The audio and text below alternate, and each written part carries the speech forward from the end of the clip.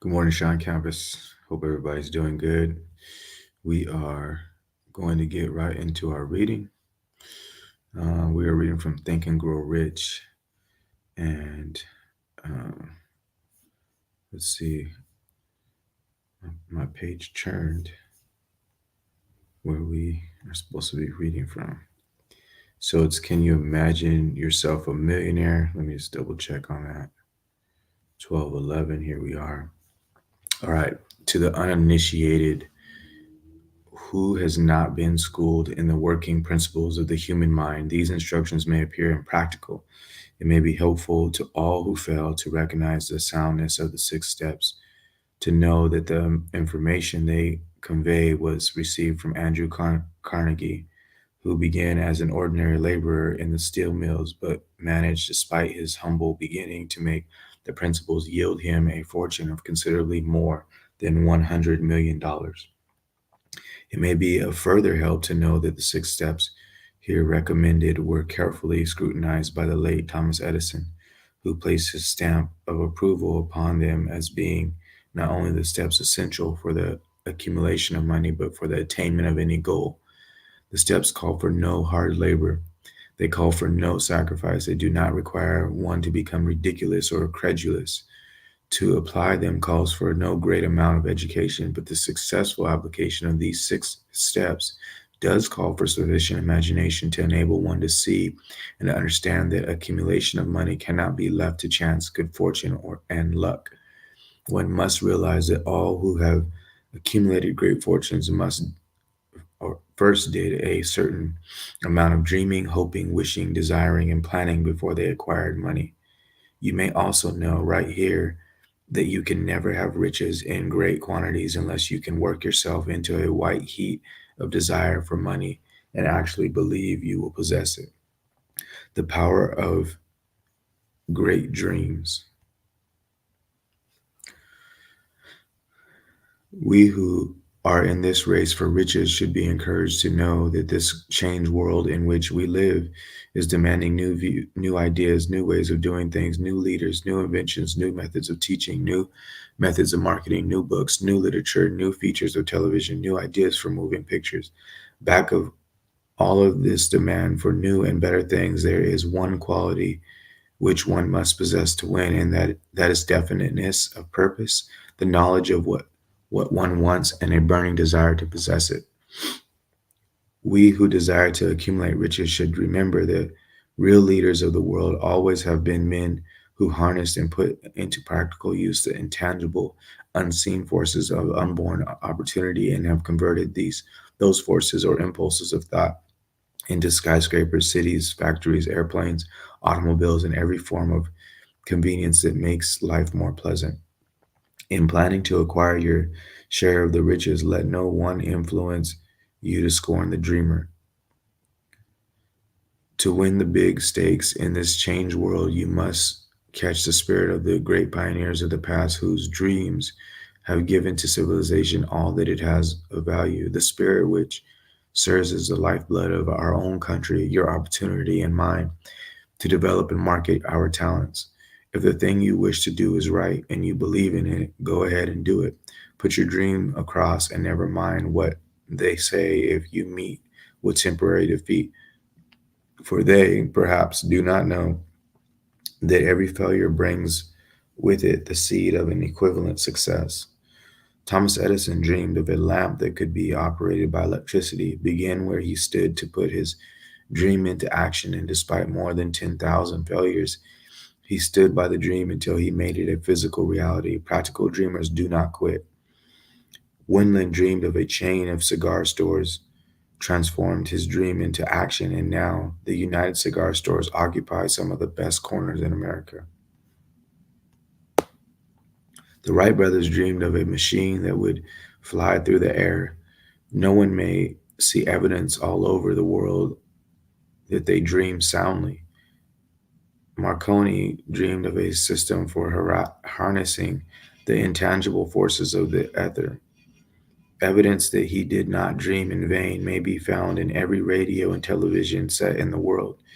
It may interest you to know that Marconi's friends had him taken into custody and examined in a psychopathic hospital when he announced he had discovered a principle through which he could send messages through the air without the aid of wires or other direct physical means of communication. The dreamers of today fare better. The world is filled with an abundance of opportunity which the dreamers of the past never knew.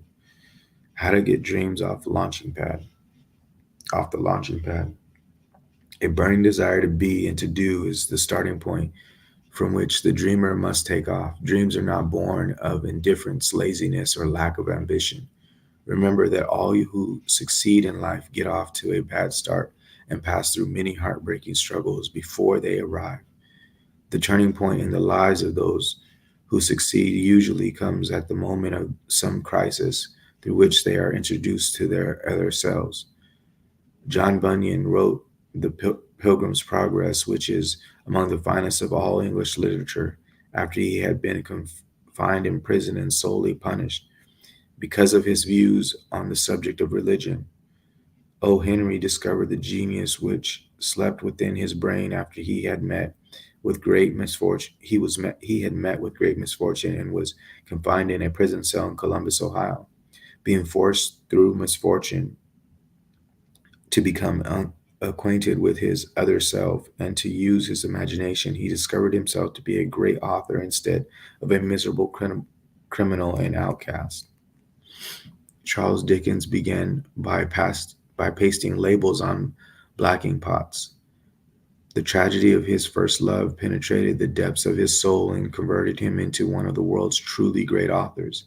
That tragedy produced first David Copperfield, then a succession of other works that made this a richer and better world for all who read his books. Helen Keller became deaf, dumb, and blind shortly after birth. Despite her greatest misfortune, she has written her name indelibly in the pages of history of the great.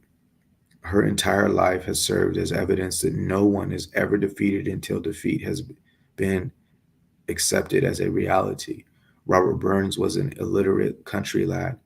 He was cursed by poverty and grew up to be a drunkard in the bargain. The world was made better for his having lived because he clothed beautiful thoughts he clothed beautiful thoughts in poetry and thereby plucked a thorn and planted a rose in its place. Beethoven was deaf, Milton was blind, but their names will last as long as time endures because they dreamed and translated their dreams into organized thought. There is a difference between wishing for a thing and being ready to receive it. No one is ready for a thing until he believes he can acquire it. The state of mind must be belief, not merely hope or wish. Open mindedness is essential for belief. Closed minds do not inspire faith, courage, and belief. Remember, no more effort is required to aim high in life, to demand abundance and prosperity, than is required to accept misery and poverty. A great poet has correctly stated this universal truth through these lines. I bargained with life for a penny, and life would pay no more. However, I begged that evening when I counted my scanty store. For life is a just employer. He gives you what you ask, but once you have set the wages, why you must bear the task. I worked for a menial's hire, only to learn dismayed that any wage I asked of life, life would have willingly paid.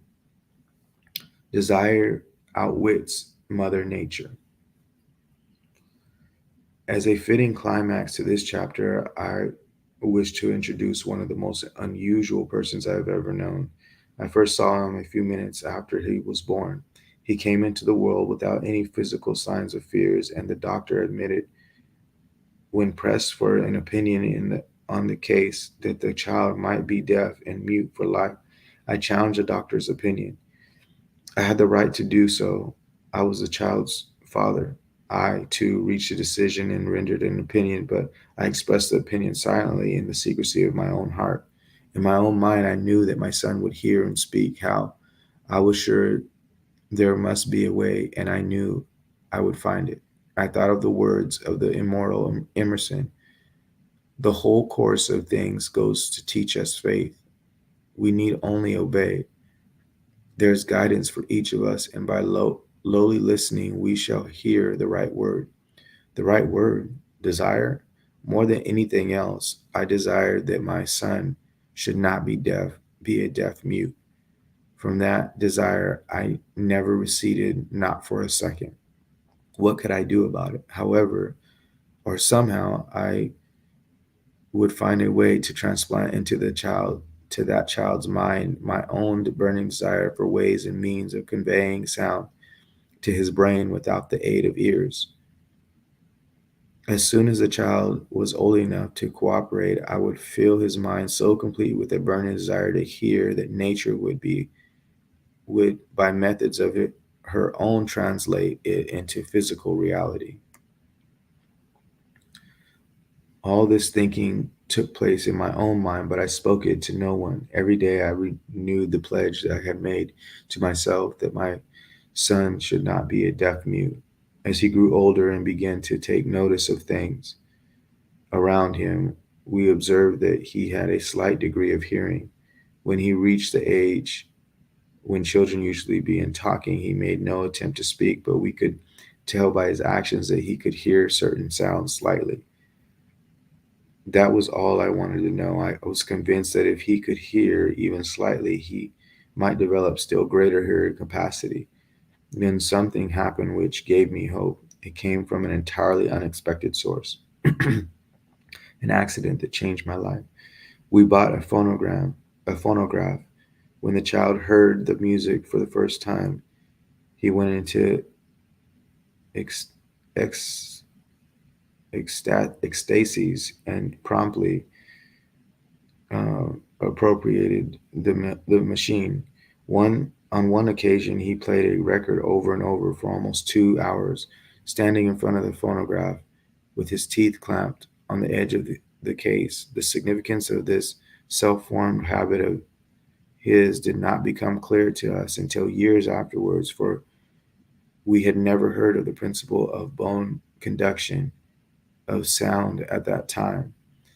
Shortly after he appropriated the phonograph, I discovered that he could hear me quite clearly when I spoke with my lips, touching his mastoid bone at the base of the skull. Having determined that he could hear the sound of my voice plainly, I began immediately to transfer to his mind the desire to hear and speak.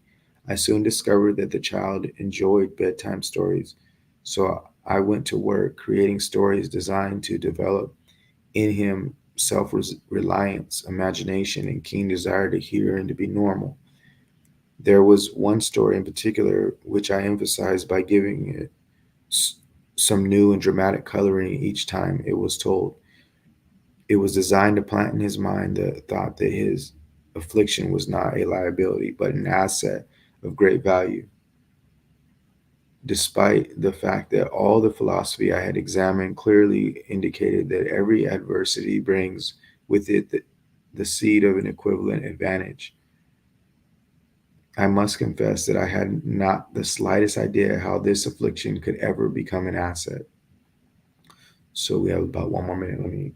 Let me do this section and then we'll be done. he won a new world. He won a new world with sixth sense. As I analyze the experience in retrospect, I can see now that my son's faith in me had much to do with the astounding results. He did not question anything I told him. I sold him the idea that he had a distinct advantage over his older brother and that his advantage would reflect itself in many ways. For example, the teachers in school would observe that he had no ears, and because of this, they would show him special attention and treat him with extraordinary kindness. They always did. I sold him the idea, too, that when he became old enough to sell newspapers, his older brother had clearly become a newspaper merchant. He would have a big advantage over his brother for the reason that people would pay him extra money for his wares. because they could see that he was a bright, industrious boy despite the fact that he had no ears. When he was about 7, he showed the first evidence that our method of servicing his mind was bearing fruit. For several months, he begged for the privilege of selling newspapers, but his mother would not give the project her consent. Finally, he took matters in his own hands. One afternoon, when he was left at home with the servants, he climbed through the kitchen window, shinnied out to the ground, and set out on his own. He borrowed 6 cents in capital from the neighborhood shoemaker, invested it in newspapers, sold out, reinvested, and kept repeating until late in the evening. After balancing his accounts and paying back the 6 cents he had borrowed from his banker, he had a net profit of 42 cents. When we got home that night, we found him in bed asleep with the money tightly clenched in his hand. His mother opened his hand and removed the coins and cried. Of all things, crying over her son's first victory seemed so inappropriate. My reaction was the reverse. I laughed heartily, for I knew that my endeavor to plant in the child's mind an attitude of faith in himself had been successful. His mother saw in his first business venture a little deaf boy who had gone out into the streets and risked his life to earn money. I saw a brave, ambitious, self reliant little businessman whose stock in himself had been increased 100% because he had gone into business on his own initiative and he had won and had won. The transaction pleased me because I knew that he had given evidence of a trait of resourcefulness that would go with him all through life. The little deaf boy who heard. So when we pick up next time, um, we'll get to this section here. You guys enjoy your week. Tune in tomorrow to our coffee hangout. We'll talk to you soon.